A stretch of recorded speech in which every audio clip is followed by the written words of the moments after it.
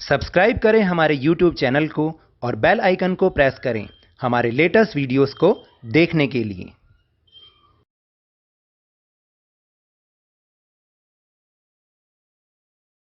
Hello and welcome to Lavneesh Sir की class. This is Directorate of Education GNCT of Delhi's worksheet number 9, and it is only for class 7 students. It has taken from the subject science, and we will understand and learn the topic nutrition in plants in this worksheet.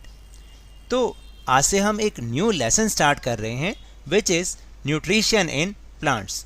What is nutrition?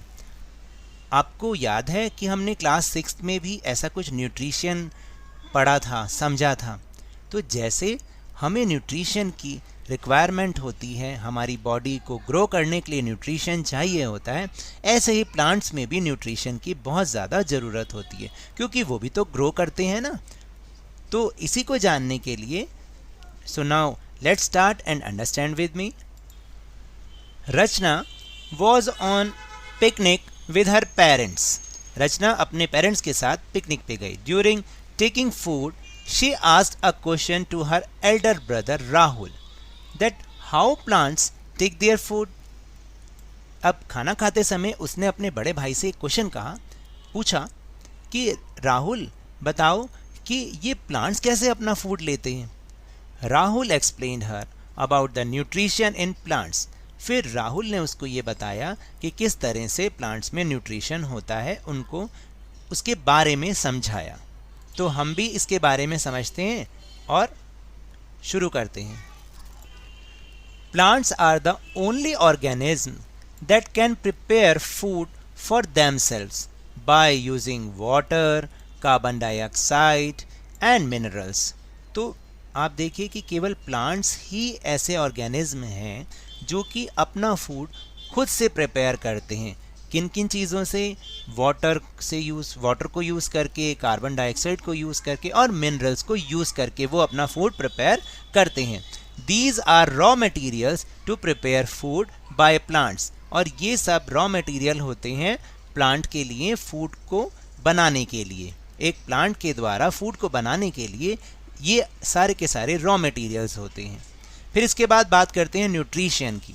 The process of taking food by an organism and its utilisation by the body is called nutrition. तो देखिए nutrition का मतलब क्या होता है कि वो process जब हम फूड को लेते हैं, एक जीव जो है जब वो फूड को अपने अंदर इनटेक करता है और उसकी बॉडी उसको यूटिलाइज करते हुए उसको फिर आगे वो ग्रो करती है, उसको बहुत सारी चीज़ें उससे मिलती हैं, इसी को हम न्यूट्रिशन कहते हैं।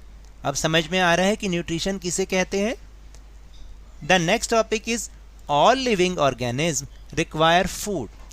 सभी लिविंग ऑर्गेनिज्म को फूड की बहुत ज़्यादा ज़रूरत होती है। जैसे हम लोगों को फूड की ज़रूरत है, ऐसे ही जो प्लांट्स होते हैं, जो एनिमल्स होते हैं, सब के सब लिविंग ऑर्गेनिज्म, उन सबको फूड की रिक्वायरमेंट होती ही होती है। Carbohydrates, proteins, fats, vitamins and minerals are the components of food. याद आया, हमने 6 में भी इसके बारे में समझा था कि what are the components of food. तो these are carbohydrates, proteins, fats, vitamins and minerals are the components of food. These components of food are necessary for our body and are called nutrients. और ये जितने भी components of food हैं ये हमारी body के लिए बहुत ज़्यादा नेसेसरी हैं और इनको हम न्यूट्रिएंट्स कहते हैं। क्या कहते हैं? न्यूट्रिएंट्स। यानी जो प्रोसेस होता है जिसमें हम फूड लेते हैं और बॉडी हमारी उसको यूटिलाइज करती है, वो न्यूट्रिशन, प्रोसेस का नाम न्यूट्रिशन। और ये सारे कंपोनेंट्स जो हमारी बॉडी को रिक्वायरमेंट जिनकी होती है उसको हम न्यूट्रिएंट्स कहते हैं। Then the next topic is types of nutrition. अभी हमने समझा कि व्हाट इज न्यूट्रिशन, अब हम समझेंगे कि types of nutrition. There are 2 types of nutrition.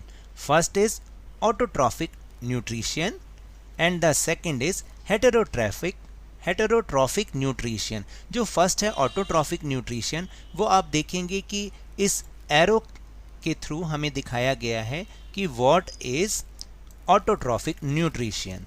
So now let's find the mode of nutrition in which organisms make food themselves from simple substances is called autotrophic nutrition. तो अभी हमने ये समझा भी था और इसी से रिलेटेड है कि वो मोड ऑफ न्यूट्रिशन जिसमें जो ऑर्गेनिज्म अपना फूड खुद से बनाते हैं सिंपल सब्सटेंसेस से, उसको हम ऑटोट्रॉफिक न्यूट्रिशन कहते हैं। जैसे प्लांट्स होते हैं, अभी हमने समझा ना कि प्लांट्स क्या करते हैं, अपना जो फूड है वो खुद से प्रिपेयर करते हैं, किसी का किया हुआ प्रिपेयर किया हुआ नहीं फूड वो खाते हैं। तो इसलिए वो जो है ऑटोट्रॉफिक न्यूट्रिशन, ये प्रोसेस जो है वो ऑटोट्रॉफिक न्यूट्रिशन कहलाता है। तो then therefore plants are called autotrophs.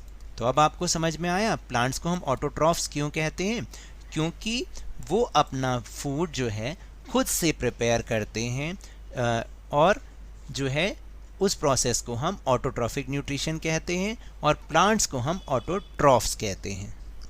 And then second is heterotrophic nutrition. ये क्या होता है, ये भी आपको एक एरो के से दिखाया गया, यहाँ देखिए। तो इसका मतलब है कि the mode of nutrition in which organisms take in ready-made food prepared by the plants is called heterotrophic nutrition।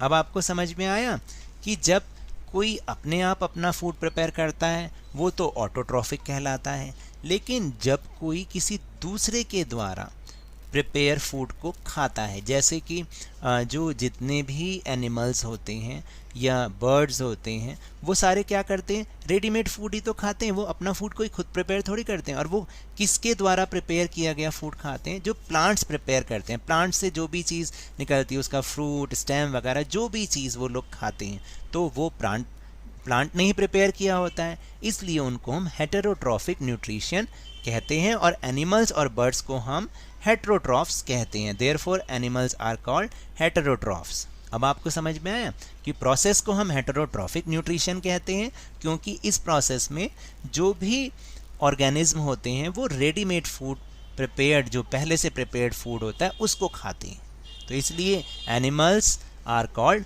Heterotrophs. Now the time for question answers. बहुत ही इजी क्वेश्चंस हैं जो अभी तक हमने सीखा है, उसी के ऊपर बेस हमारे question answers. So the first question is what are the raw materials used by plants to prepare food? Answer is so simple. Water, carbon dioxide and minerals are the raw material used by plants to prepare food. The second question is what is nutrition?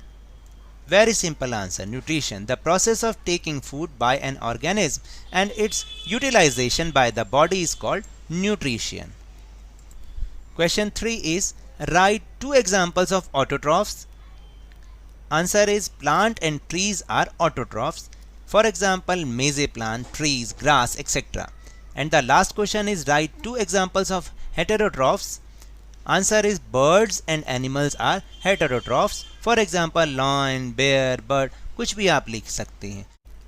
So now that's all for this worksheet. अगर मेरे इस तरह समझाने से आपको थोड़ा सा भी समझ में आया हो तो इस चैनल को ज़्यादा से ज़्यादा सब्सक्राइब कीजिए, बहुत ज़्यादा लाइक भी दीजिए और बहुत ज़्यादा शेयर भी कीजिए। और हाँ, मेरे साथ इजीली इसी तरह वर्कशीट को समझते रहिए, लेकिन ध्यान और मन लगाकर पूरी मेहनत और लगन के साथ पढ़ते रहिए। और अगर आपको कोरोना वायरस यानी कोविड-19 से बचना है तो मास्क जरूर पहनिए, अपने हाथों को साबुन और पानी से रेगुलर धोते रहिए, क्योंकि जब तक दवाई नहीं तब तक ढिलाई नहीं।